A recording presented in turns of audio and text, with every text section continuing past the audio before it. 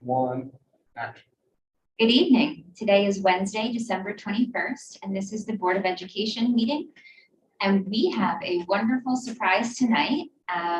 This is Mrs. Denler and the Troublemakers, and they're here to do a little caroling and spread some holiday cheer. And I know that we have a special person to honor and talk about their achievements. So I'm going to let Mrs. Denler do the service and let us know what's in store for us tonight.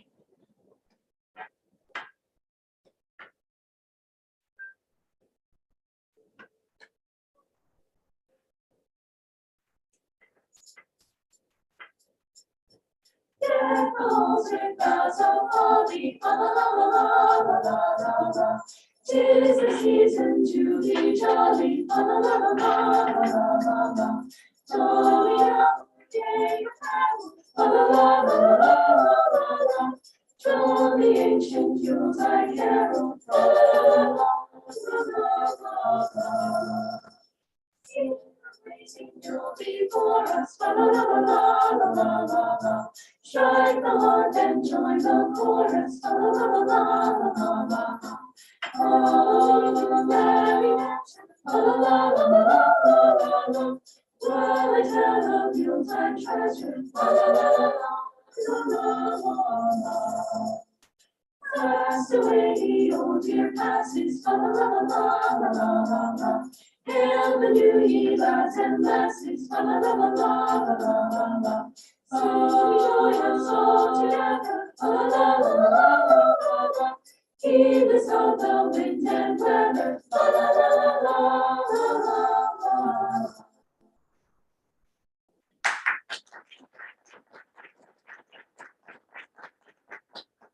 That was Deck the Hall, and next we will sing Angels We Have Heard on High.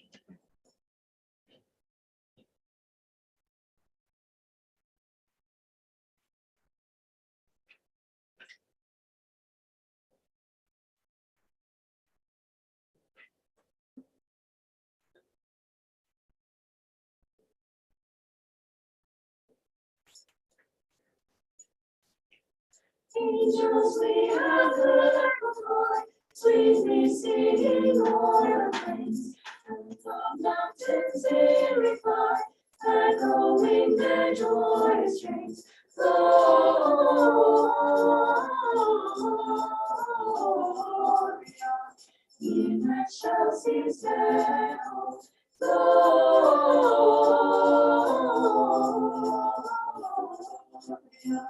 in HHCSD. Shepherds, why this jubilee? Why your joyous strains below? Say what may the tidings be, which inspire your heavenly song. Gloria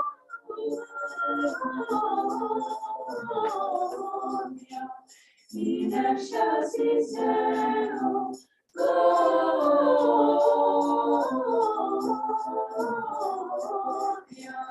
in HHCSD.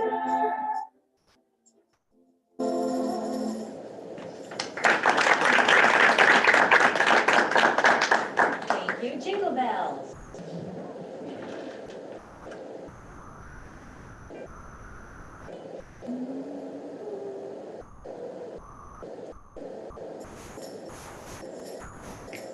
Jingle bells, jingle all the way. Oh, what fun it is to ride in a one-horse open sleigh. Jingle bells, jingle all the way. Oh, what fun it is to ride in a one-horse open sleigh. Dashing through the snow, in a one-horse open sleigh. What a fields we go, laughing all the way. Some folktales we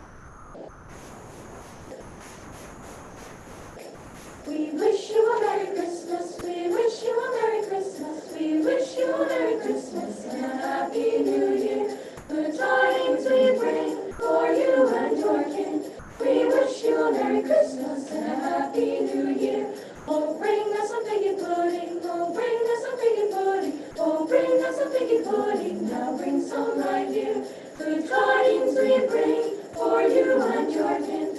We wish you a Merry Christmas and a Happy New Year. We won't go until we get some, we won't go until we get some, we won't go until we get some, so bring some right here. Good tidings we bring for you and your kin. We wish you a Merry Christmas and a Happy New Year.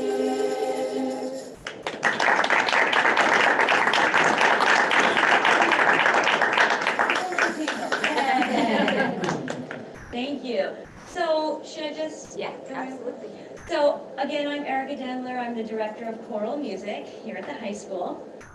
And we were invited to sing carols for you, but also we want to recognize one of our amazing students. They're all amazing. But Mia O'Malley was given an incredible honor a few weeks ago. So Mia, come on over here next to me so that I can embarrass you. So Mia was selected to be a member of the New York State Honor Choir. Last April, students from all over New York State auditioned. As a matter of fact, I looked it up and I took a screenshot of it so that I could tell you the exact number.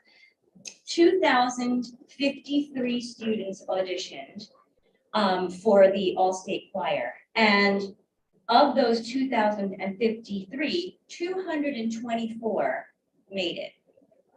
So incredible. And Mia is an alto 2, and 24 alto 2s were selected from the entire state of New York. And Mia and I went to Rochester. Not the greatest place to go, although Mia did get to sing in the Eastman Kodak Theater at the Eastman School of Music, which is an incredible theater.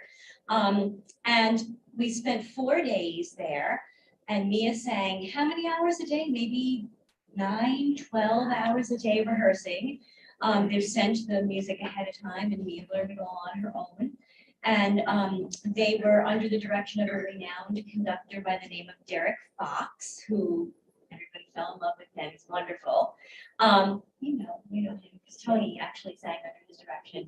Yeah, and then they do a concert, and it was an incredible experience.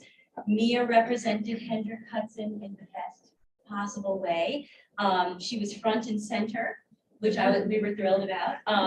And Mia, do you want to say anything about your experience? This was like the biggest honor I've had so far in my music career in high school and middle school. And it was such a great experience to go and meet new people. And it was scary being alone and being the only one from HHCSD, but I'm with a lot of people that I'm definitely going to keep talking to and connect with in the future. So it's really, really awesome experience.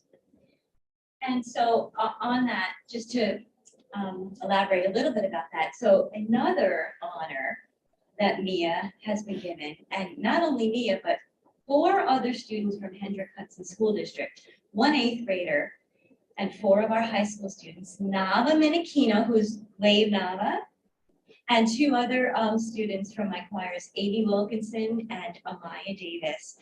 We will all be going to Ohio, Cincinnati, Ohio, another thrilling place to go, in February. I know, during winter break. They auditioned and made it into the American Choral Directors Association National Honor Choir. 4,000 people from the entire United States auditioned, and they selected 300 singers. We have from Hendrick Hudson 5 students going, which is remarkable. I think that's more than any school in the country. So Mia will be going to that as well. And looking forward to that. Same kind of thing. They'll sing and sing and sing, and they'll work under renowned conductors and meet people, some of the same people from Rochester. And if that wasn't enough, this student is exceptional. For the first time ever, since I've been here anyway, and I don't think even before me, we have a student from HHCSD that made it into the what is called All Eastern Honor Choir. I have never had a student get in. In order to be eligible, you have to go to All State, this Rochester thing that we did a couple weeks ago, as a junior, and that's very rare. As a matter of fact, they have that statistic here. Out of the 224 students, only 70 of them were 10th graders, that auditioned in 10th grade, made it in 11th grade. And so we get to go back to Rochester. I don't know, you know, it rotates where they do this. It happens to be in Rochester again, but we'll be going back up to Rochester, and again, we will be representing the HHCSD School District.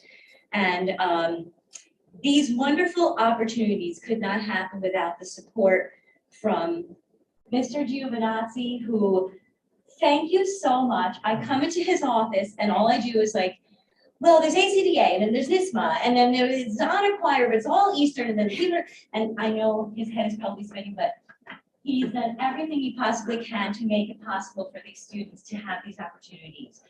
The district administration have always been incredibly supportive of the music, and the community at large, the board. You know, I've been here for this is my 17th year, and I feel honored to teach here because the arts are celebrated and the arts are important. And if it weren't for that, we would not be able to have these opportunities for these students. So I thank each and every one of you from the bottom of my heart. We thank you for all your support. And yeah, thank you for having us tonight.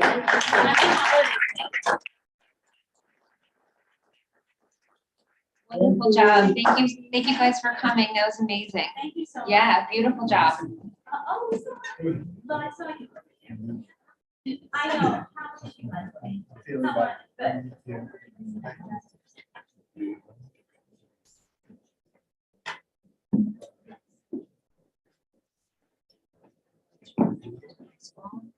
Someone, good.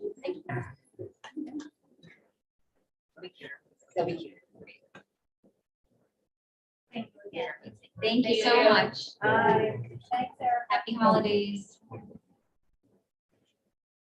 All right, before we get started and open the meeting, let's stand for the pledge. Pledge allegiance to the flag of the United States of America and to the republic for which it stands, one nation, under God, indivisible, with liberty and justice for all. All right. Can I please have a motion to open the meeting? Can I have a second? All right. This evening, we all in favor? Aye. We're all over the place this evening. Mr. Hochreiter cannot be here tonight. He is tending to personal matters, and some of the business that was on the agenda for this evening is being moved to the January 4th meeting. I think I need a motion to approve the agenda. Can I have a second? All in favor? Okay, before we move to the consent agenda, Carmen, do we have anybody for audience comments on non-agenda? Yeah. It's the same. All right, It's quick, all right. and I don't sing. All I'm so bad to follow. It's just a quick update. My name is Therese Stinks. I have 2 children at Food Mountain. Just a quick update for the public. I'm getting kind of covered with questions, and there was a general update on transportation that came in Mrs. Spellen's email last week, last week. A quick update on my follow-up communications with Mr. Hochreiter, Mrs. Gillio late last week regarding middle school bus route changes to address capacity concerns. I wanted to advise the public here and watching at home that per Mrs. Gillio, actual route changes are to be communicated this week before the break so that they can be implemented upon the return to school. I, along with many other parents, are looking forward to this being implemented in the new year as we have hopefully, fingers crossed, dodged any severe winter weather. Hopefully also in the next 2 days as well. But I just want to thank the board for your attention to this important matter, Ms. Gillio's efforts on all of this. I look forward to hopefully having it resolved and not getting up here all the time. So thank you. Happy holidays. Thank you. Anyone else? Okay. All right, so moving on to the consent agenda. Is there anything to pull this evening? Can I have a motion to approve the consent agenda as stated? Second, Jen, all in favor? Moving right along, I think we do have some donations. Where are they? There they are. We have one donation. Just give Brett one, we can get it up.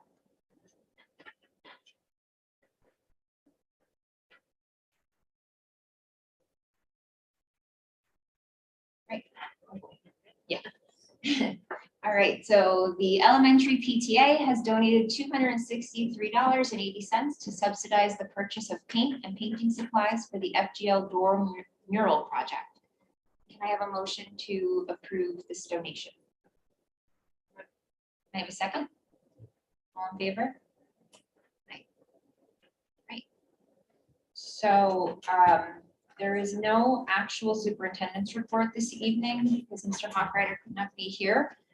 So we're going to move along to the board's presentation on Princeton Plan Review feedback, and there will be more to come, but if you could pull up that presentation. Great. All right, awesome. So as promised, the board has been spending some time engaging with the community after the beginning of the year, and this is our first year of the Princeton Plan. We wanted to do our own sort of community engagement and get some feedback. While the administration is going to be presenting on metrics and more to come on the January 4th presentation, this is really separate from that. So you can click ahead a little bit. One more is good, I think. So first off, I want to just say that we are really grateful to the community and to those who were able to speak up and reach out and share their thoughts, what's working, what they're struggling with, without people, coming forward and chatting with us through multiple avenues of communication. We really would be helpless. So it's wonderful that people have kind of stepped up and spoken with us. It's all voluntary. Everything that we're going to talk about in the next couple of slides is truly just from those who offered their sentiment. This is not any sort of scientific survey. There was no third party involvement. This was just simply a few different methods of reaching the community. And we promised that we would share it out once we gather up some of our information. We used outreach initiatives such as our public hearing, which was December 1st. We did an informal survey of the attendees because not every person that attended wanted to get up and speak. We received many emails to the BOE, and we hosted some meet and greets and received feedback that way. We recognize that this is not the full community, and it's just a portion of the community that was willing to engage with us, and we're really grateful for that. All right, so one of the things that we were asked a few times was if we could clarify the word equity. And I just wanted to be clear on this. Equity is giving students of different circumstances the resources and opportunities needed to reach an equal outcome. Equality is giving all students the same thing. Equity in education is critical to the success of each and every student. Regardless of the grade center model, the Board of Education aims to support and provide all students with an equitable education. No matter what background, race, language, gender, learning capability or disability, or family history, each student has the opportunity and access to support and resources that they need to achieve their educational goals. This is something that we strive for in education, and our board certainly supports. So the first slide here is, oops, I think we missed positive. Yeah, positive community feedback. And what we did was take all these different avenues of communication, and we looked for the common themes, and these are actually in order of, I don't know, popularity or frequency. There you go, that's the right word. So in terms of positive community feedback, number one was equality of class sizes across the grades. The second was introduction to more classmates earlier in your educational career. So rather than meeting in 6th grade, the students would meet, in kindergarten.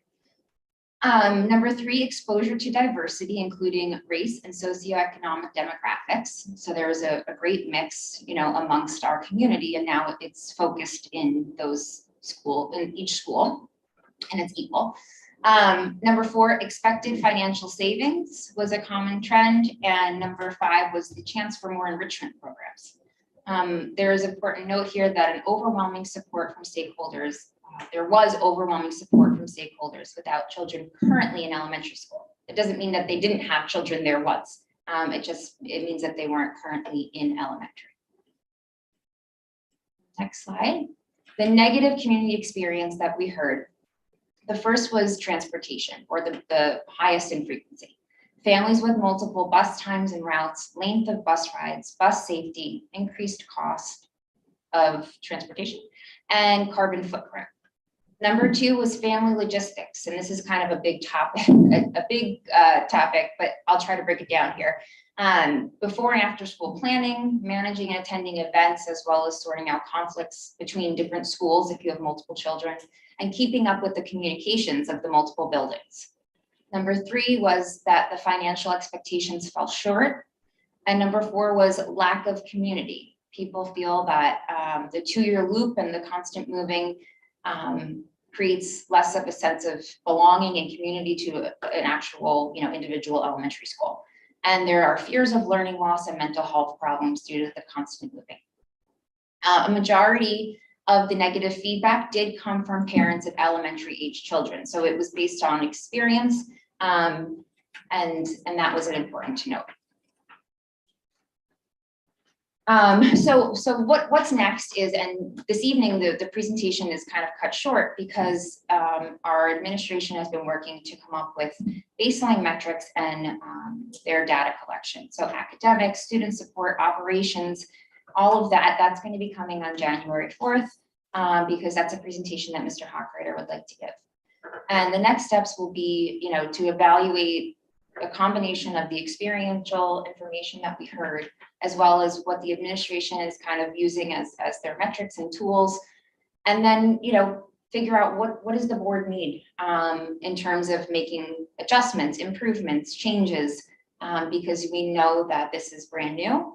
This just started this year, and we want to make sure that we are listening to the community and doing what's best for the students. So it's a combination of all of this that goes into continuous planning. I think that's a good way to put it.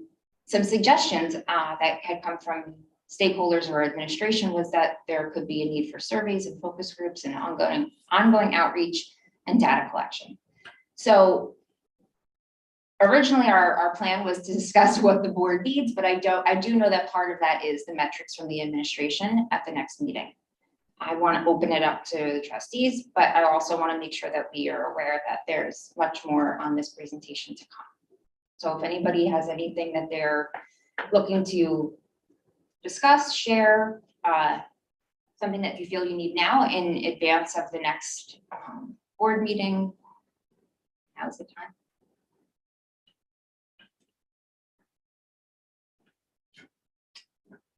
Can you go back to slide 5? Sure. I just wanted the community to be aware on number 1, the equality of class sizes across grades. I'm referring to this study to examine the utilization of district schools when we're talking about class sizes. From this study that was used 2019. 2018 to actually it's 2018 to 2019. Mm-hmm. This study is what was used to switch to the Princeton plan. This is what the board used. It was one of the old meetings. Buchanan Burplank average class size was 19.2. Frenchie Lindsay average class size was 18.9. And Furnace Woods average class size was 18.5. So I think that there's this, when people say equality of class sizes, I just want it to be known what it was. It wasn't really that far off. But when you take an average, sometimes you're having a class of 14 and a class of 25. So that gives you an average there. Just wanted to point that out for the community that, yes, their average class sizes are equal among those 3 schools back then, but that didn't necessarily mean that every class was the same size. Yep. And that's definitely a great point, because the study also points out that you had the biggest decline in enrollment in high school and you have class sizes running from here, not now, I don't know what it is now. You had class sizes in the high school running at 4. So the disparity of class sizes, the high school is definitely the one with the smallest class sizes.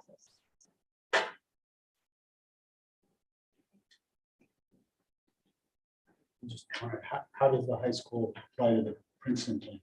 Well, it was part of the The study. I study, think the that's all. 82-page study that was used when it was presented to the community, Right, but that wouldn't have been affected by the Princeton plan, correct? actually, it was looked at what rate it cost.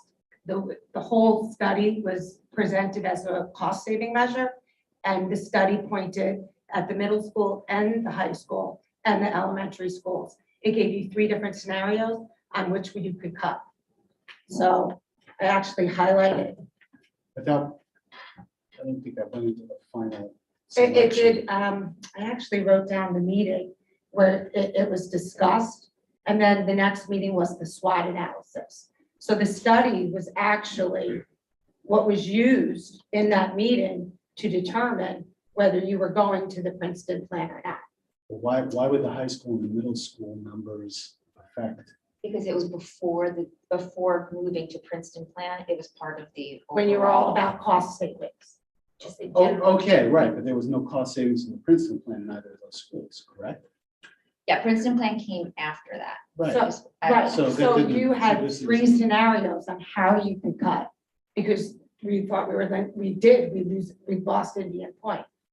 So this study, but there was no discussion about cutting the high school or cutting the mountain. No, well, there was, actually. There was actually a conversation last year about cutting a team at the middle school. It was part of the cost saving measures. We never really got to the high school publicly. But that 82-page, what is the name of that? That's what we did, that's what they used to decide. The or cost you analysis guys used. study. That's the cost analysis. study. Yeah, no, I realize that. So So you're not talking about a big number, like we were talking about trying to save $2 million. Well, it never, What you're and talking it's, about is- well, I think it's a valid, I think it's a valid point. I think we can definitely look into it in the future, whether it's relative to this conversation about Princeton That's- plan that's right my point. now. I don't think it is, but I hear what you're, I'm confused though, because when I watched the meeting, going back, Corey, because I am confused now. But it's you're not saying- relevant now is my point. Like, what is, we don't need to be talking about the high school and middle school. We need to be talking about what can we do to save To be costs now? fiscally responsible, I think. I think they're two different conversations. 100%. they're That's two- my point. They're right. two different conversations is what I'm trying to point out. That yes, I don't think you're wrong. I think we need to evaluate all of our class sizes, but whether it's relative to this conversation right here, I'm not sure. But I'm sure it was relative to making your decision with that. But it doesn't matter, like, why does that matter now? Right? Class I- sizes? No, for me. The fact that it was part of the original analysis. Right, so I'm not sure how it's relevant to the positive community feedback, negative community feedback, or what decisions we need to make going forward. Like, we know that there were issues with what happened and we're not happy about them, right? But now we need to make decisions going forward. High school and middle school are not going to impact our decisions going forward related to the Princeton plan, correct? Right, but when Okay, you're talking so about let's just- equality of class sizes, I think the public has a right to know what the class sizes are in all of the buildings. Which is absolutely published and that is public information. What we need to talk about is equity within the elementary schools, right? He's saying move forward, right? Okay. Yeah. That's move forward. Thank you. But this isn't about, just real quick, this isn't equity, that's equality. Class sizes are equality, not equity. Yes. Yeah. Right, it's equal, because we're not taking the kids that are the most challenged. Well, we do, we have ABC, we have ICT, and we've always offered them. So in terms of equity, to discuss equity in class sizes, it's an incorrect utilization of the terminology. Fair enough. Great, which is why Alex pointed it out. Yeah, I'm not, no, yeah, That's great. it's just equality. that's okay. Use the wrong And I word. think when we look at Talking about the class size. class sizes, if I remember right, I put that spreadsheet that was shared on all of the class size data historically that came in those PDFs, I put into a spreadsheet. I'll shoot it out. I'm pretty sure there was only one class throughout the entire series of years that were analyzed, like from 2016, pre-COVID, right? It was sort of understood to sort of leave COVID alone because it created a discrepancy. And who was in school, who wasn't, and things of that nature. But there was only one class in Furnace Woods, one grade, that had 26 kids that they split and created the 13 and 12 or 13 and 14 kids, whatever the number Because was. you have to. Right, Once- but it once was, you that was exceed the that only, threshold. that was the only class that wasn't within 1 or 2 kids of every other class within the grade. So the idea is, well, we can't have classes of 12. My understanding before I read the data was that we had a history of 12 and 13 person classes in some buildings. And I would say that that would be an intellectually dishonest approach to the conversation, because the class sizes were almost identical in every grade, except for one class at Furnace Woods that was split because, and I don't even know that it was over the number, as much as nobody wanted to have the conversation that those kids would be at the max +2, so they split it. Yeah, I don't have the numbers in front of me. Yeah, I'll email. My understanding was, enrollment varied differently from year to year and from school to school. So there are a lot of variables that go into whether you have a higher class size. And as soon as you hit that threshold, you got to split the class, right? So there's almost nothing you can really do about that. But if you had the Princeton plan, which was a discussion, getting to that threshold and keeping things more on an even keel would be easier. Yeah. That was the I'll idea. share the data from it, just the history, Yeah. so that we see that the historical component was equal already. Yeah, when it comes to facts and figures like that, absolutely, we should be learning from history and Yeah. taking from history, right, and looking at trends. But, I appreciate the fact that we're moving forward. Yeah, without a doubt. Jen? Can you go to the next slide, Greg? So I guess I would be interested to know from the administration, so the top 2 negative community feedback based on their experiences are transportation and logistics. So what could the district do today for this year to improve those 2 topics? And then maybe it would be nice to revisit the feedback. I mean, we have to give them some time to put those into place, and then maybe revisit with some parents to see if those changes were impactful. But I'm not sure that we would want to wait until next year to address these 2 issues if we could address them now, just based on they were overwhelmingly popular or continuously brought up as those being the negative feedback. Yeah, frequency. And then I guess I would also be interested, so for me, it was not really about quality, it was about equity. So I would think that in the picture we have now, the socioeconomical diversity with each school would match similar to the high school or the middle school, which was different than what we had at BV, Furnace Woods, and Fred G as individual schools. And then I would like to see if we're within each classroom, what that kind of looks like. Are the classrooms sort of equitable, or are we, if that was something that we were striving for, it was equity, which I maybe it was quality and equity do often get confused. But I think that would be important to know, because I think that was something, it was a topic for a big discussion. I want to add on to that. I love, what are some possible solutions to fix immediate problems? And what might it cost us? Are there any problems that we can fix for little to no cost? So timelines, I want more timelines and money, and how quickly we can, or how much money do we have to throw at a problem to fix it?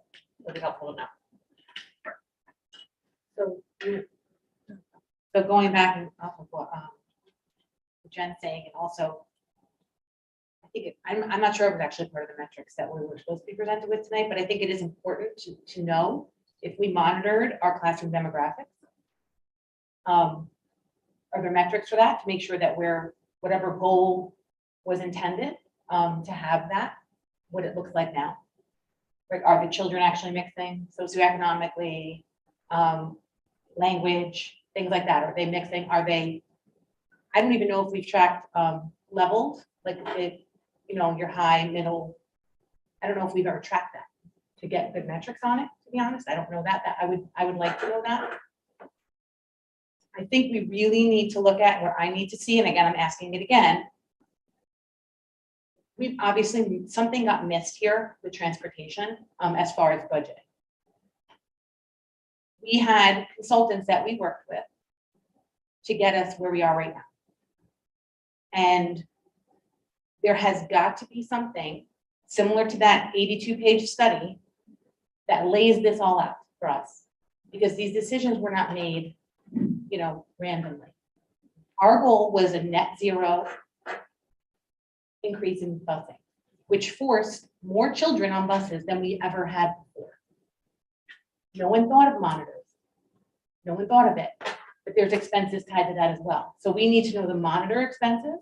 If we put monitors on buses next year, we really need to know the cost of busing. About 10 years ago, the district discussed Princeton Plan.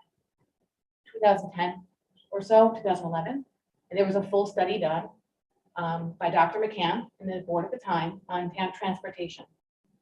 It was a non-starter because the transportation was $1 million.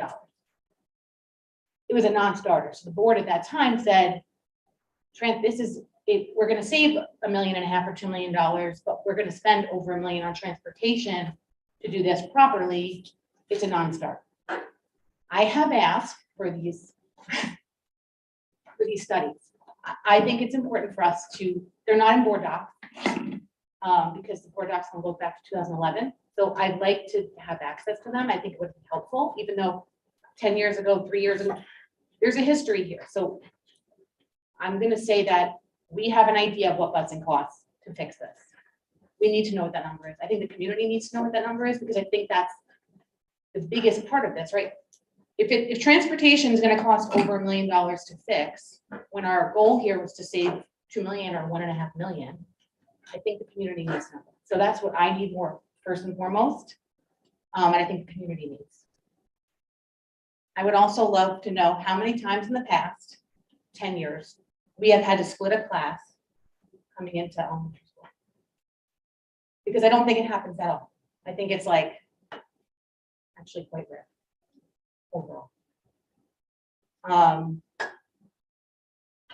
I would love to know how we're adding enrichment to this program, because I think that was a big promise here and a big sell on this. And right now, listen, we had a Horizons program years ago, and we changed it, we shifted it. We had less kids participating. We added win blocks in elementary school. In this model, the benefit of this model is level learning and enrichment. How are we getting? And I would love to see what it looks like in a day in the life of like a student. What's it look like for a pre-K student? What's it look like for an ELL student? What does it look like for a PPS student? What does it look like for them? I would like, that's what I need. I mean, to me, that's what I'm. Right, there's that one question to that. So Mika, what is the record retention requirement for the district? Because if this study happened in 2010, I mean, I never saw it before. Is there any way we can get this? Like, who would have this? How do we get this document? Carmen can tell you a little bit more about record retention, what's the law. We, for the last, 5-6 years, Carmen, we've been digitizing all our records. The only thing we digitize is human resources, payroll, and work minutes. Okay, so we will have to find out. Do you have any idea, I don't Carmen? know off the top of my head. I have to go back and A look. There's a presentation. schedule, and I can just look up. Yeah, it's just in the spirit of trying to find this for Erica, right? And for the rest of the board, because if there was a transportation study we can learn from, right? We can take that study and say, well, what did they anticipate that maybe we didn't think about, or we could do differently now and fix it? And what would it cost? Sure. There's two things. Unfortunately, back then, our transportation director no longer with us. By the time this came, this study was done. And second, it was under different parameters. Back then, there was no limitations. No, it was just a study to say, okay, how much would this cost? This study had a lot of limitations. From day one, the marching orders were you have to deal with transportation with what you have today, and you cannot add anything. The transportation consultant said if we move 15 minutes the bells, we can save. No. You deal with the transportation the way it is now, because those were the marching orders. Do you mean for the most recent study, or do you mean for 2010? No, for this one, for 2010, again, for 2010, since it was just a study a starting point to see if it made sense to move to Princeton plan, it was, we want to know how much would it be? And basically, and I don't remember, to tell you the truth, but maybe it was like, well, we didn't have the restrictions, we don't want kids more than half an hour. It was just, there were 2 points of that study, by the way. The one was that we felt that our transportation cost was too high. And we wanted to see if we would go, how much would it cost if we go with an outside company. So it was double. So that's what I'm saying. I will try to find it, and I'm sure it's going to be helpful. But I will say it had a different idea of why to do it. Yeah, It was more of an apples to apples at the time. So it was, this is where the kids are, this is where they're going. There was no creativity of putting BB kids on a Frank G bus, and it wasn't anything. It was literally apples to apples. We're going to need X amount of buses to do this, and we're going to need this, we're going to need this, and we're going to need this. It was in a different spirit. It wasn't done. It was kind of like the starting point instead of the starting point where we started. That was their starting point. yeah, I think both reports are equally important. Like Well, getting the most that's what I'm recent saying. one and getting the old one, because we got to figure out how do we fix this going forward. And the more we can learn from these studies, No question about it. I will look in transportation and everything, but again, unfortunately, I don't know if presentations are part of The record potential retention. schedule for backup of board meetings, it's only a year. We do keep them for several years, but it's only for a year for presentation. I mean, In my office. we tend to use the same people for the same things for a really long time. I'm surprised nobody asked the current company that we use if they did the study in 2010 and to share it. I mean, you don't need to go to board docs, just ask the people that we pay money to for something every year almost to send over what they have. I'm surprised we have to figure that out now. if it's the same company. Yeah. Right.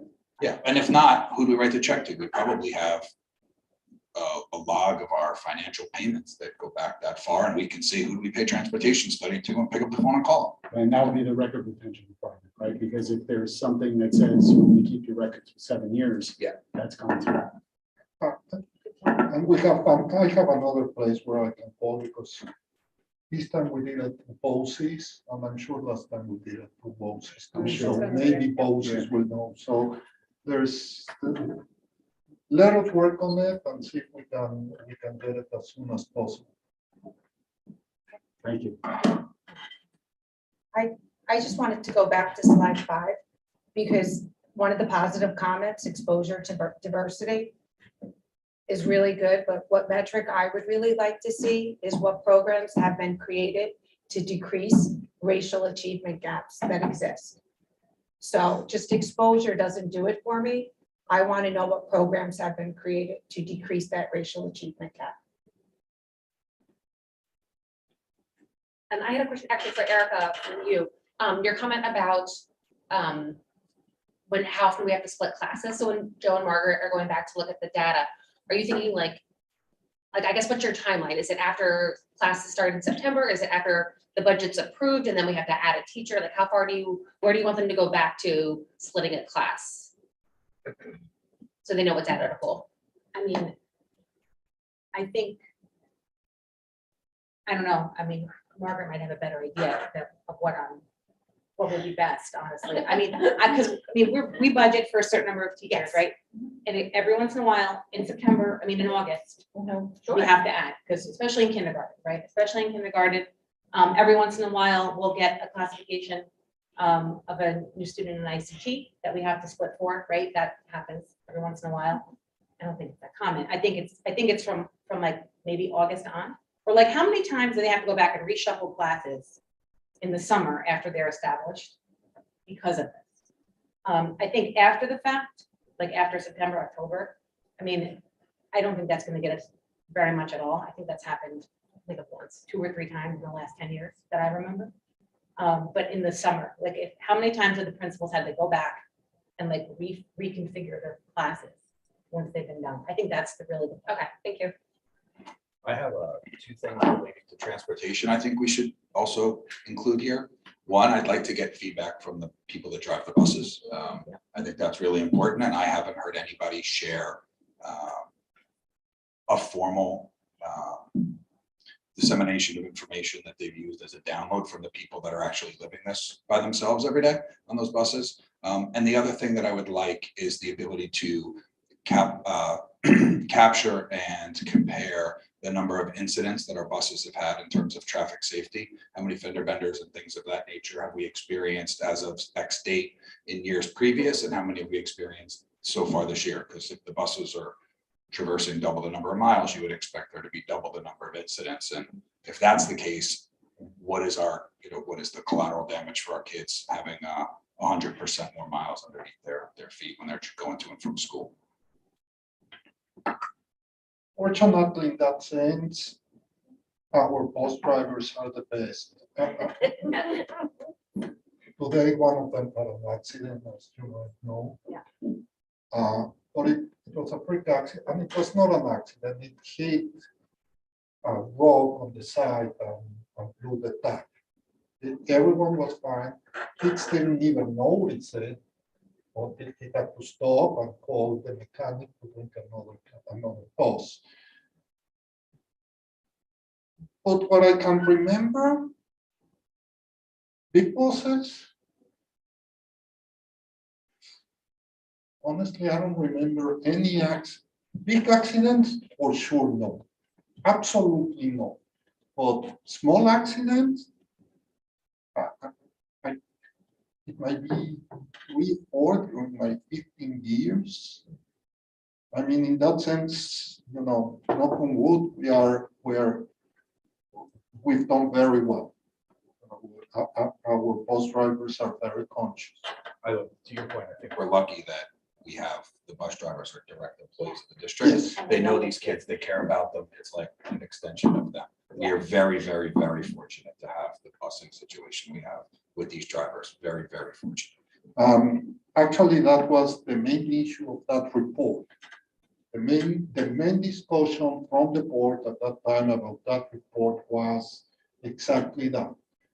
We don't want to hire an external company that there's turnover, they don't know the kids. Here, all our bus drivers know the kids for 12, 15 years. So just to give you an example, today I got the notice of retirement of one of our bus drivers after 42 years. amazing. Wow. And that counts. Yep, a lot. By the way, the reason he's retiring, believe it or not, is because by working for the district and not retire, he's losing $650 a month. So he could, So he'd love he would love to stay. Are you asking us for money? to. Are you asking us for money? I wish, but no. But I'm just telling you why we like to have our own bus drivers. Yeah. I wanted to follow up on your first point, Jeremy, about how we haven't heard from the bus drivers. And I think there's a lot of stakeholders we haven't heard from yet. So It was on the last slide there about future steps, but I think we've heard from people who've, like you pointed out, people who've offered and spoken up and emailed to us. But I think we need to do really targeted outreach to people who haven't already found their way to us to make sure that we're getting feedback from different people. Yep, from all types of people in different capacities within the district. So I just want to make sure that that is a primary focus as we move forward.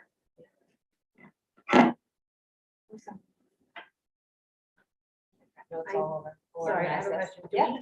Do we keep track of how many miles each bus driver drives each year? Yes. Oh, you mean a specific driver? Yeah, like by a specific driver, By bus driver, not bus, by bus driver. that's what I'm saying. I'm not sure because we do it by bus, so if he's sick or then someone else is taking the route. But I assume that one goes very, very close to the other one. I'm just wondering if they're, like, that may take a toll too. Are there a significant amount of, obviously, they're all driving more miles. I mean, I think. Oh, sure, I would focus more on the time that they drive versus the Well, that was miles. what I was gonna. Because that you was could my drive next 2 point. miles and it could take you 4 hours. That was my next point. It's, Right? it's time, right? Yeah, I Um, think time is the yeah. better. And then the other thing, going back to transportation, is the drivers. Oh my gosh, I lost my train of thought. That was about the last thing I had. No, I asked that, right? The monitors? Monitors. Oh, how much more quickly, how do we have to repurchase buses? Like 100% more, if you double the miles. it's double, so. Well, Because it's 100,000 miles. I think we have to make like a chart. I think there has to be like a chart in some kind of way that we, For all the buses and So- how old they are. right, and how quickly we're gonna turn them over. basically, the way we can look at it is we turn over a bus every 100,000 miles in average. If we are driving 80,000 miles more, that means that every year, instead of, let's say today, I will recycle every year we buy one bus, we're going to have to buy 2. Yes, I think she's just asking for some sort of graphic representation of how quickly we're gonna move through that. It's double. That's a simple answer. But I was just gave an example. It's not- Some years we don't buy it, some years we buy 2, 3. We need to average and say, So But- you but- can't use that. basically, every 8 years, you will have to buy one more. One more than we're buying now at the cost of $160,000 plus all the other costs that we discussed in the past. Yeah. So it's $20,000 a year, right? If it's 160,000 divided by 8 years, Yeah. about $20,000 a year on that. Yeah, that's what we always say. Depreciation of a bus is about $20,000 a year, because it's about a little bit less today, because a bus drives 100,000 miles, and every 5 years, we need to, it's a 5-year depreciation schedule. Well, hopefully the salvage value has gone up on the buses too. With the No. cost. No, it hasn't. No, there's not much value. Sometimes in a good year, they give us $4,000 or $5,000 as scrap, not as a bus. Really? Oh, yeah. No, the salvage value, because we're talking already 120,000 miles. No, Yeah, it's not a Honda. yeah, no, it's not a Tesla. I've got one, I thought, Jeremy just pointed out, so we had a presentation on the October 25th. The transportation, we started all of this, the plan, teaching assistant transportation review. But Jeremy just pointed out that some of this data has changed since that. And so I was trying to refer back to a number from this document, Enrique, and I think it would be really helpful if these numbers could be updated with the new data. Right? So you gotta add the 2 new buses, the mileage for those 2 new Yeah. buses, because that's not on there. And then Right. the overtime cost and the drivers for those 2. not part of that original. That Maybe came out just the make a minute I summary. brought it. And- Yeah. and- Or and- yes, or a summary, just that if this data is not good anymore, I just need the updated numbers. And so you know, we're discussing finance committee. For the transportation presentation, we are going to have a separate slide where we're going to discuss like a menu. Well, if we put, how much will it cost if we have one monitor in each of the buses, 180 days, if the monitor should only be for pre-K and first grade. So there's going to be a menu and you'll see the additional cost of each of them, plus the idea that we will have to add 2 new routes. And therefore 2 more buses, because our spare buses are not 180-day buses. It's just in case a bus fails, we have a second bus. So if we decide to add these 2 new routes, the first cost is additional 2 buses the same year, plus the cost of hiring the new custodian driver, plus all the costs that we discussed in the past. So Are those the 2 routes that we discussed in the past that were taken off? Did we retire 2 routes this year or something? Middle school. only middle school.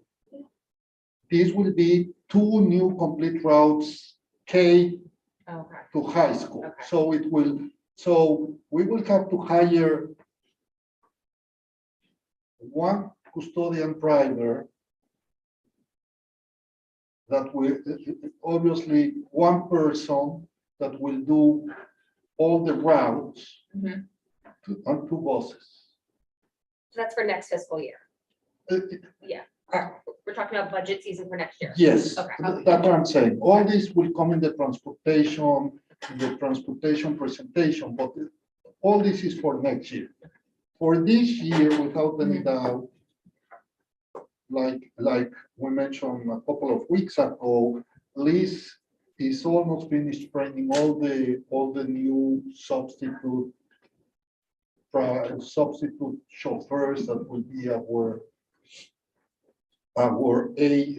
monitors on the buses. So we can start using them soon, very soon. That will add a cost, but again, safety is first. So we already have a couple of them in buses, and we'll add more if needed. Any other questions? I'm wondering if where we are with electric buses. I know New York State has a lot of grants. We didn't qualify for them before. And I know there's a logistical issues with infrastructure. Yes. Where are we exploring that? Oh, definitely. We are exploring all of them. Liz told me that we're going to get a study from one of the electric companies to come and see if there's enough electricity coming into the garage, all the logistics just to start saying, okay, we can do it or we cannot do it. So, but yeah, we've been working. I would love to have them. When I was in Europe this summer, I saw the electric Volkswagens, the 12 passenger, and I'm like, I want 10 of these. So the first step, it's almost there for the consultants to come and say, yes, you can do it, or you need to ask NIPA to increase the voltage into the post garage. Still, unfortunately, there's a $300,000 difference. The state won't help with that? But the state will give you some. Okay. But a bus costs now an electric bus about $450. And our buses cost $150. So it still is like at the beginning with cars. The difference will shrink. Rockton has 1, and they are having problems. So also, you know what, for 450, let someone else try it and be the skinny pig rather than us. But definitely we're working on it. I'll be very excited to see it. Yeah, because there are also benefits, like if it costs more, you'll also have less maintenance. Sure, no, Right? no, We no. won't have to pay for gas, we don't have to pay for oil changes, right? We don't, the maintenance is much It's like better. an electric car. Except it's gonna be much heavier and you're gonna have to change tires a lot more. So that is, We're off topic. yeah, no, Yeah, it's a topic. but it's all part of the cost savings, like if you're gonna look at the benefit. of Yeah, electric no car, question about You it. can't say that it's $450,000 versus 180, it's actually a lot less versus the 180. Exactly, but still we're talking, Yeah, the total cost of ownership. Yeah, but it's not really. it's not there. Do you get more distance? Do they let you drive them more than 100,000 miles? I don't even think that there's a, A bus that's one that far yet? yeah, I mean. Yeah, these no, I are think brand new, so. but I don't know. Yeah, electric cars are more based on time of life of the battery Yeah. versus the number of miles you actually drive. Right. So, you might say an electric bus is gonna last 4 years, not 100,000 miles. Yeah. Right, and then the battery might start to degrade. Thank you. Wonderful. All right, so January 4th, we'll be returning to the conversation with metrics and a presentation from Superintendent Hochreiter. And I'll organize everybody's comments and feedback and get that over to Mr. Hochreiter. The next on our list is a wonderful presentation. I think Enrique is going to take us through it. The Buchapka School. We had donated, right? We had donated Chromebooks. Okay, take it away. Thank you. As we all know, we're a public municipality in the school district. We do not own any of the assets, it's the shareholder. So we cannot donate anything. So that's why it was very complicated to be able to do this. The only ones, actually, the HHCEF, we can donate them to them. So they were the actual people who donated the Chromebooks. But a little bit of the history is that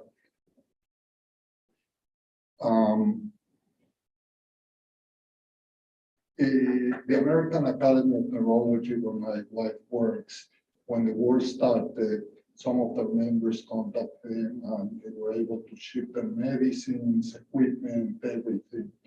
So I said, if they can do that, we can do something like Chromebooks or anything that we discard on a regular basis. So by coincidence, the neurologist in Ukraine that was my wife's contact, her mom is a teacher in a school. So that's how all this started. And they said, we would love to help. So working with Beth Brewer, the HHCSD, and everyone, we were able to get to pick 50 Chromebooks that we were discarding, and then the foundation that transported the medicines and equipment, I contacted them, and they were willing also to transport our Chromebooks. So that was the whole logistics.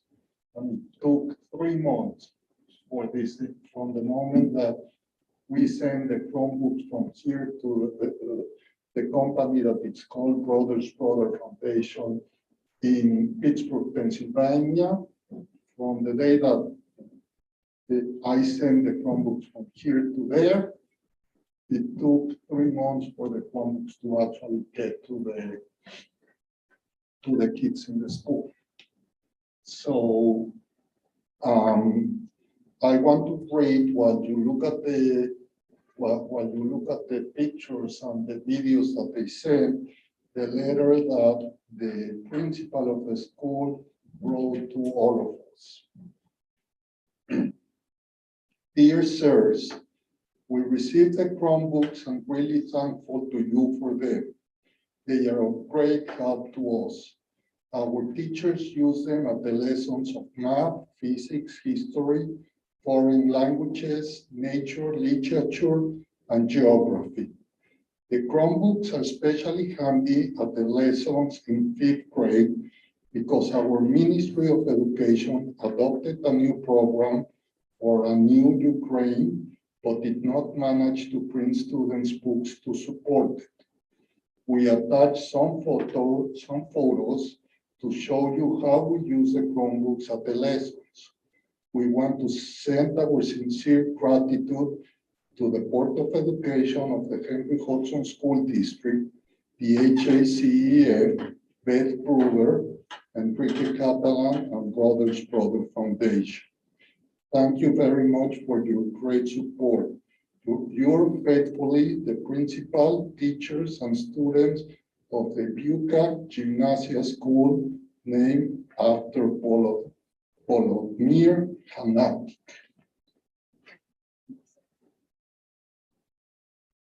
That's great. Thanks for doing that. Enrique. Thank you. Thank you, Enrique. Okay, we're at audience comments or agenda items. You've got frequent flyers here, so I don't need to read the rules. Hi, Rachel. Hey, so really quick, I'm disappointed that I didn't hear more metrics on special ed. We have a crisis right now in our special ed program. I really think you guys should be asking for metrics on our 12-1-1 kids actually phasing out of special ed. That is the goal of 12-1-1. It's supposed to be a bridging program for these kids. It's not happening. And it's becoming a dumping ground for special education. So you really should be asking for those metrics, special ed metrics on staffing. We have a staff crisis right now. Staff's not staying. Is that a Princeton plan problem? Is it an administrative problem? I don't want to hear they're going elsewhere because I've spoken to these staff members. They don't want to leave. So I really think we need to get a handle on that. The metrics on our special ed kids actually learning. The teachers are not able to collaborate like they were hoping for. So why aren't they collaborating? Where is that metrics to make sure our principals meeting weekly, monthly, whatever, our teachers getting to meet like they were supposed to be? I know they're not, but do you know they're not? Why aren't our special ed kids thriving? Why has it become a glorified babysitting service? Because that's what's happening right now. I'm once again asking this board to put a moratorium on any out-of-district students. We need to stop bringing in out-of-district kids when we can't take care of our own. I also am disappointed that the interim AP isn't here tonight. She's in board docs that we've hired an interim AP. Oh, she's on vacation. You know, and I think the community needs to know what's going on with Mr. Mackin. I really don't care about the nitty-gritty of the negotiations, what's going on, but people should know we're still paying him. He's still getting paid a paycheck. We are now going to be paying this interim AP $875 a day. And we're talking about cutting money and saving money and not being able to buy buses, but we're going to pay somebody $4,000 and another guy $300,000 a year to sit around and do nothing when we want to buy a bus. That's a bus. That's a bus driver. So, you know, we're talking about all of these cost savings and all this money that we should be trying to save, but we're not doing that with our staffing. And I would really like to see at some point a consultant, which I can't believe I'm saying that because I really have always thought we are consultant heavy, on trimming the fat in our staffing, starting with our administration. I went through neighboring school districts and compared our administrative staff salaries and bodies compared to districts bigger than ours that have a smaller administrative staff. If they're able to do it, why can't we? Right, I'm done. 28 seconds. All right. That's it, right, Carmen? There's no more stuff. All right, so on to committee reports. Anybody want to share committee report? Deb. So last week we had a facilities meeting. Erica, Stephanie and myself was there as well as Enrique and Anthony were also there. So the items that we discussed were an update on the BCS, Buildings Condition Survey. So that is in progress and we're expecting a report from them, a final report from them in January. So we will have another facilities meeting in January and we'll go from there, report back on the BCS. EPC. Energy performance contract. Energy performance contract, sorry.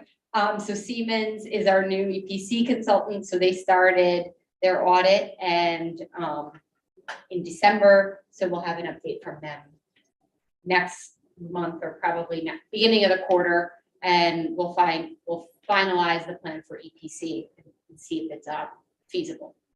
We talked about the repair reserve fund that we approved last year, the $100,000 that we approved.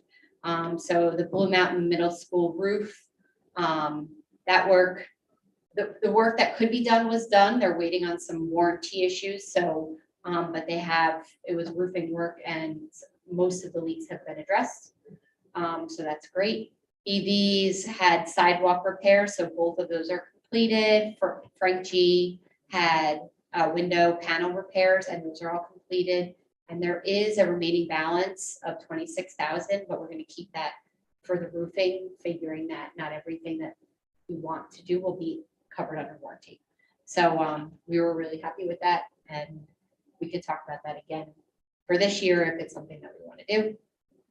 Budget process, we wanted the trustees wanted to understand what input the buildings had on the facilities budget, to understand the process of how, schools are getting new chairs and desks.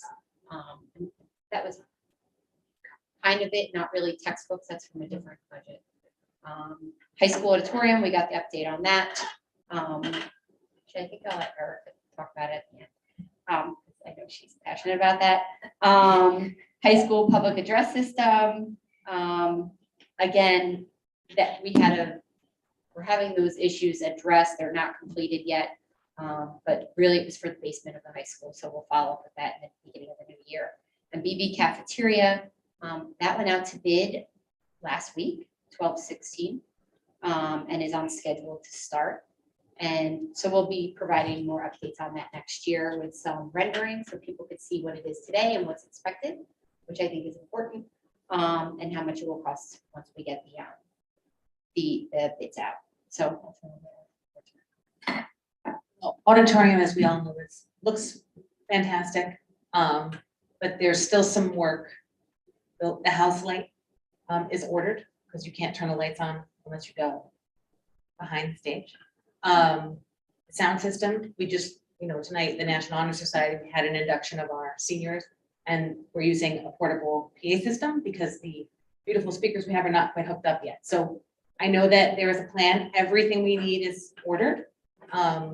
In the coming, and hopefully will be done. I think Anthony Merlini mentioned possibly by March was the hope, because we have a musical in March. If there's and Enrique and Anthony have a plan, if you don't have it, then there's a plan with the company that we're using that will get the kids mics. It'll all be right. They have a plan. Is it a parts issue or a labor issue or? It's a part issue. Okay, thank you. The company still finally were able to give us a quote for the mics and what's missing about 4 weeks ago. The quote was $60,000, so we had to do a request for proposal that we're opening. When are we opening? Okay, we're opening it soon. It's in order because it's very specific equipment. Thank you. Can I ask one question? So I'm gonna ask the same question. Is Claire still involved and the rest of the music department still involved in making sure? Actually, the quote go to Claire, and Claire forwarded to me. Claire is the person the contact person for this company. Okay, great, Yeah. thank you. Yeah. I have a question for that. For the BCS report, they're gonna share it at facilities or are they gonna share to the board? So we were probably gonna get it first at facilities, but then yes, it would be shared to the board. We wanted to get Yeah, yeah. an inside look to kind of see where it was going. Uh-huh. And then, yes, absolutely, it would be shared to the board. I mean, it will be shared at a board meeting, the directions, yes, absolutely. I'm so anxious. Awesome. I attended the IT committee meeting on December 5th. It was me and Vanitha and maybe about 10 teachers. So we started off talking about directly from the teachers, getting feedback about what was working and what isn't working. So she knew, where she needs to focus her and her staff's attention. So it was just really constructive feedback. Then we talked about the middle school next year. The teacher computers are slated to be upgraded for next fiscal year, and just giving everyone the heads up. We're planning on new teacher computers and centralized printers in the middle school. And then she has some new ideas for our district that I think sound really amazing for our community. One is called an Innovation Day, which is where we're going to invite families and the community in to see how our students are using technology in the classroom. I thought that was a really cool idea. They're working on a STEAM career day for the 5th grade. That'll hopefully happen this spring. They're looking for a date in the springtime. And then they're exploring the option for a student help desk to give students some work opportunities to help work through tickets at the help desk. So I don't know if that's going to launch, but they're investing. They're launching an investigation to see at the high school whether that might be an option. And then we were talking about like specific apps that they were using. So they were going to start to take an inventory of which apps are being used and where they want to invest their money in the future. Can I make one suggestion for the community, just to build on that help desk thing? Sure. Maybe they could consider doing that for the community at large, like as a student project, to actually, provide help desk support to Like Geek local Squad? seniors, Geek Squad, to Okay. local senior citizens, people who might not know how to use their computers. Could be a great project. I'll bring it up. Thank you. Yeah, volunteer hours. Any other committees? Safety met December 15th. It was a fairly short meeting. There is not a whole lot of new information from safety. A lot of what we discuss is in the works, and as it starts to be completed, then we can start to share it out. Naturally, safety has some privacy components tied to it. One of the things that are great is we have a couple of these Stop the Bleed kits in the high school, and Anthony's working with the team to get those distributed to the rest of the buildings. They had mentioned, but now the email's been disseminated because this was for last week. The COVID tests kits have been they just got sent home. So the expiration date on them is not real, so to speak, right? They have extended the expiration dates a couple of times, but I believe the ones we're sending home are probably plus or minus 12 months or so from the date that's actually listed on the box. So even though it may say it expired 8 months ago, 9 months ago, that was I the don't think it's original that far. date. And I'm sorry. I don't even think it's that far. Yeah, and they've extended them out Yeah. quite a bit. And then we had the fire inspector came through our buildings as they normally do, and everything passed very well. One PSA that I took from the conversation that was worth sharing was don't plug power strips into power strips, especially as we are in a holiday season. I think it sounds silly and a lot of people don't know it. So don't plug power strips into power strips. And yeah. Awesome. Oh, and same issue, right, to Jen's point as well. There is a back order on the pieces for the PA system in the high school for announcements. They are looking to see if there's a way to bypass a few, like a short-term fix, seeing if there's some speakers that they can hook up to the VoIP, the VoIP telephones, to see if we can get speakers hooked up to those to run into a few of the areas of the building that don't have wires anymore, because the PA wires are older. They've been split over the years many times, so they don't always have like the ability to carry the amplification needed to push speakers to those areas. And they're looking at a few workarounds there to try to bring some sound to the areas that are struggling. Sounds good. I think the next thing that we wanted to talk about, Jeremy, I think I'm turning this over to you, was the topic of bus patrol. Do you want to share? I'm talking to Jeremy because he and I were at the elementary school PTA meeting, as we always attend. And they were the first, I think, of our PTAs to have bus patrol come and actually present to the parents. Bus patrol, I'll let you share what bus patrol is. So bus patrol, and I think that there was some information that's been sent out throughout the district earlier in the year. Yeah, but it basically bus news. patrol is a company that has done a pilot program with us and maybe Somers, where they put cameras on the stop arms of our school buses. So I think the deal is the driver has to flash the yellow lights, and then that sort of triggers the camera, and then when he or she goes to stop the bus to open the door, the stop arms come out, and that triggers a motion sensor on the cameras that are attached to the stop arm. When they did the trial, it was a very short period of time. Don't quote me, but it was like 6 or 8 weeks, and we had over 400 incidents of cars in our district alone passing the school bus with the stop arms out. So the question becomes, okay, so what are we going to do with it? Well, in New York State, every single county has some sort of a program set up, except for Westchester, which is a revenue sharing program, so that when that camera catches a car passing the stop school bus, it will give the ability for the state or the county to generate a moving violation ticket or passing a stop school bus ticket. The idea will be that it will be a revenue share program. Eventually, some of that money will go back to bus patrol to reimburse them for the cost of the cameras that they put on the buses. Some of it will be a rev share with the districts that are within that county, and then some of it will be a revenue generator for the counties themselves. Naturally, the goal is to stop people from passing school buses, and the incentive will be that you won't be ticketed by this camera. But we are the only county in New York State that is not currently allowing that system to generate a traffic infraction ticket to the person who is passing the stop school bus. So they're going to come.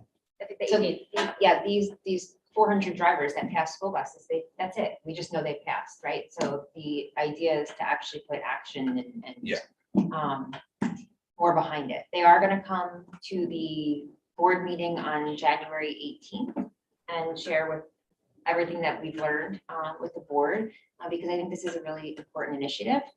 And I wanted to make sure we discussed it here because they've been reaching out to Jeremy and I individually.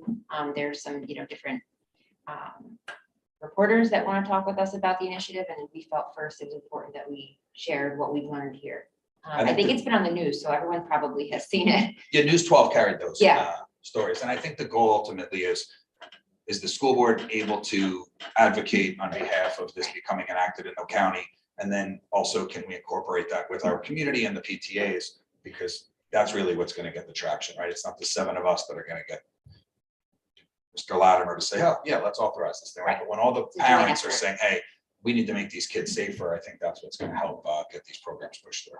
Yeah, and you think, this feels like a small little town, and it's happening here at large. So I can only imagine in other communities. Well, 400 times in 2 months is in the Tri-Village area, and our section of Cortland Manor is a lot of people passing a school bus. Yeah. So who would we have to get behind this? Westchester County police officer, like police department? I think ultimately it'll be George Latimer would need to say that I'm guessing the challenge is revenue sharing. Who gets what piece of the ticket, right?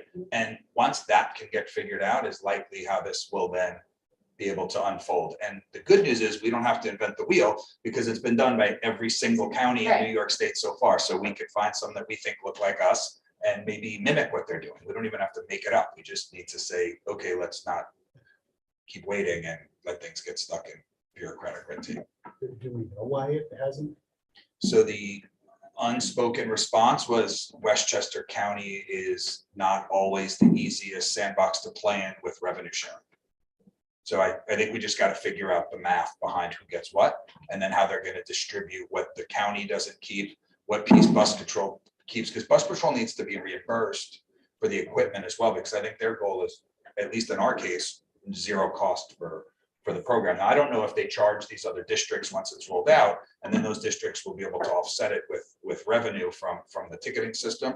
But at this point, it's just coming down to getting the county to agree to come to the table and implement it and whack up the revenue somehow.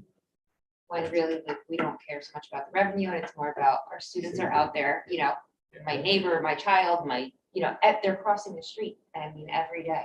And here more than yeah. ever, right? I think we now have more kids crossing the yellow line with the new busing system that's been set up this year. So it's even more of an important initiative to be able to get the frequency of these passes They're crossing more double yellows, because part of our Princeton plan transportation piece was to have more gang bus stops, right? That was part of it. So they're actually walking further as well.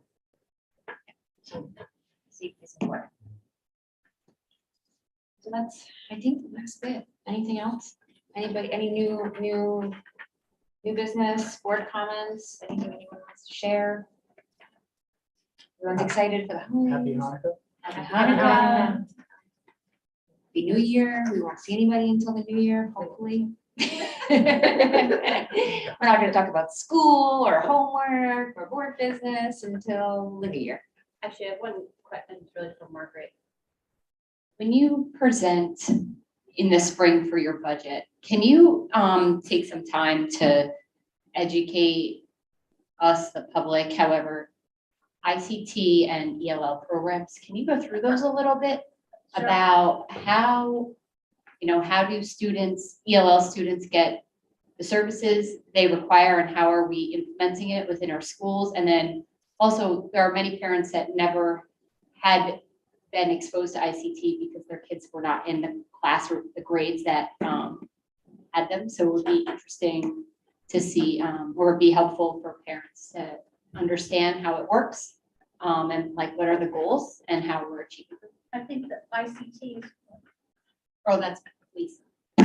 ICT is really Lisa, Yes. but I will tell you, this goes somewhat back to something Stephanie brought up.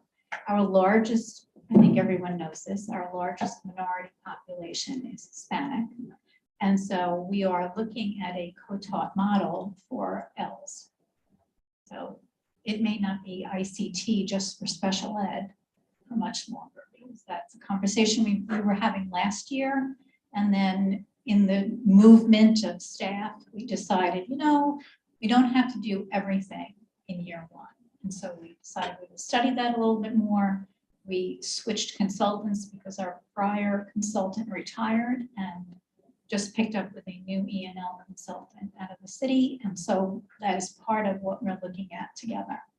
So it would be similar to a bilingual classroom, or what would? No, Is and it not ELL? dual language Okay. either, but it Okay. would be the E&L teacher would partner with me, the gen ed teacher. I would have a cluster of E&L students, and that teacher would push in and co-teach with me instead of pulling the children out. So we're looking at that in a couple of different places. It's like an ICT model in special education. It requires an extreme level of collaboration between two adults who often work alone. And so that's a match that you have to be intentional about when you make it. And obviously it would be new to some people, so we would provide some professional development to understand what are the 7 different models of co-teaching that are available when you work with someone side by side. How do you know which to employ in each different situation, et cetera, et cetera. Would that mean, would this mean more E&L teachers than we currently have? We don't believe so. It would mean, Not that that's bad. I it mean, would I'm not- mean a very careful use of placement, which I always think we can do a better job of. And that's extremely problematic at secondary. Because remember, you have one E&L teacher who's trying to work. If you scatter the kids, I now have to talk to 10 people potentially, instead of if you cluster kids. Now, maybe I'm just talking to Erica and to you and to Corey about what your ELA lessons will be. So it's an important consideration for student placement and teacher collaboration. So we'll see where it goes. We have a few people who are excited about it and who potentially have already identified some general ed colleagues who would be interested in collaborating. And that's always a great thing to have people go into it willingly. So we'll see what that looks like. And our new consultant is excited about that and the opportunities that it opens up for kids to be able to remain in the mainstream classroom for their lessons. So it allows them more collaboration with their peers. So we'll see where it goes. But we can talk, I'll let Lisa know that you brought it up as well. Is it 90, roughly 90 kids in district that are ELO right now? Roughly And at is that- different levels. Is that equally disseminated amongst the grades? Does that come out to? No. So there's, And nor is it equally disseminated across proficiency levels. So there are 5 different proficiency levels, and even when a student scores commanding, which means that technically they're out of the service, they're still entitled to 2 years of follow-up. So it feels different. You can look at a list for me and say, oh, you only have 14 children. But those 14 children have different numbers of minutes that I'm required to teach each week based on their proficiency level. Do we have other than Hispanic, what other languages or do we have? Oh, many, yes. Like those 90-something students, there's a multitude of different Exactly, languages. So it yes. would be, if we did this, it wouldn't just be the Spanish speakers, it would be all of them mixed? Sure, yes, yes.